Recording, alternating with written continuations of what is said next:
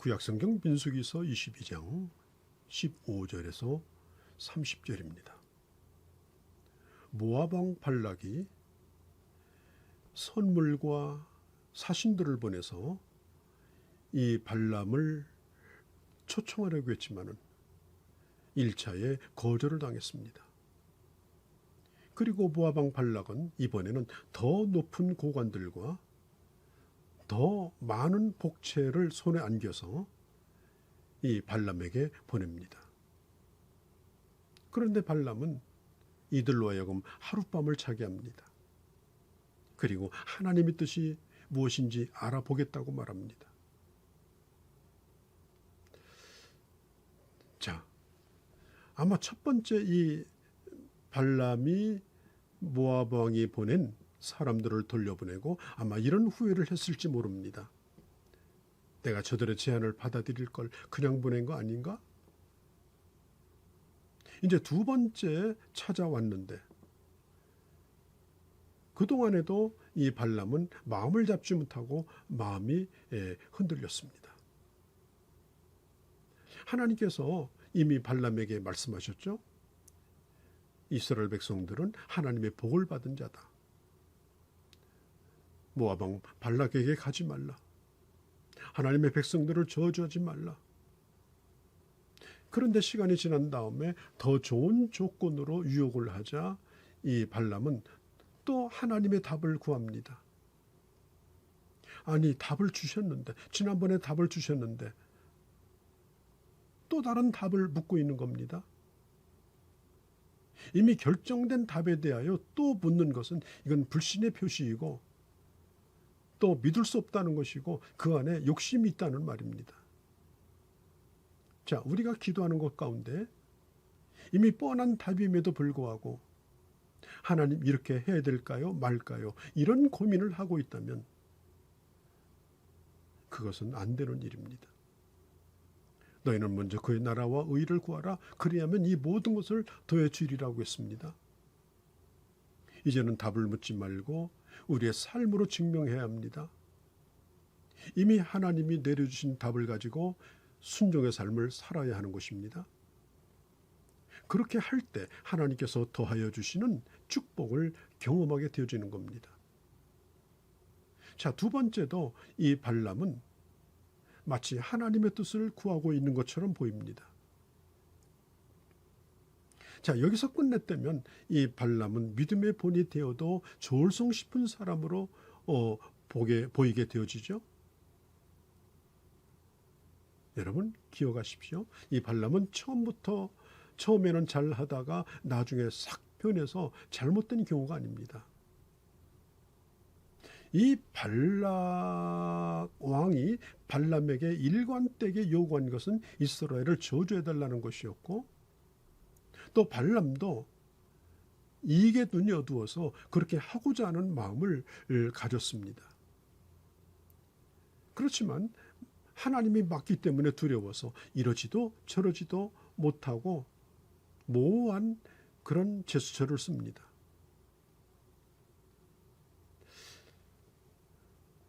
창세기 3장에 보면은 여자를 뱀이 유혹을 하죠. 그때 뱀이 동산 중앙에 있는 나무라고 모호하게 만들었습니다. 그리고 죽을까 하노라라고 모호하게 말했습니다. 오늘 이 발람도 하나님의 말씀은 분명히 그곳에 가지 않는 것입니다. 그런데 가지 말라 이런 말은 전하지 아니하고 아직 응답이 없어서 좀 기다려 봐야 된다. 하나님 뜻이 무엇인지 모르겠다. 뻔히 알면서 그렇게 뜸을 들인 것입니다. 여러분 신앙생활은 우리 마음속 깊은 곳에 있는 근본적인 동기요 중심의 문제입니다. 겉으로 뭐라고 말하고 행동하느냐 그것이 중요한 것이 아니라 그 동기 그 중심이 무엇인가 하는 것이 중요합니다. 입으로는 하나님을 섬긴다고 말하지만 속으로는 전혀 다를 수가 있기 때문에 그렇습니다. 자, 발람이 입장을 분명하게 표시하지 않자 더 높은 고관을 보내서 이 발람을 초청하게 되어지죠. 그리고 저주만 해주면 어떤 높은 자리도 주겠다라고 그렇게 약속을 합니다. 그때 발람은 발락이 그 집에 가득한 은금을 줄지라도 내가 능히 여호와 내 하나님의 말씀을 어기어 덜하거나 더하지 못하겠노라. 자, 이 말은 겉으로 볼 때는 적어도 문제가 없어 보입니다. 그러면서 19절에 이제 너희도 이 밤에 여기서 유숙하라. 여호와께서 무슨 말씀을 더하실는지 알아보리라. 자, 이번에도 가지 말라고 가라 그러면 됩니다. 볼 일이 없으니까, 얘기 섞을 일도 없으니까 빨리 돌아가라 그러면 될 터인데, 하룻밤을 재우면서 고민하면서 결국은 답을 알면서도 이 발람은 시간을 보내면서 고민을 하게 되어지죠. 두 마음을 가지고 있었던 것입니다.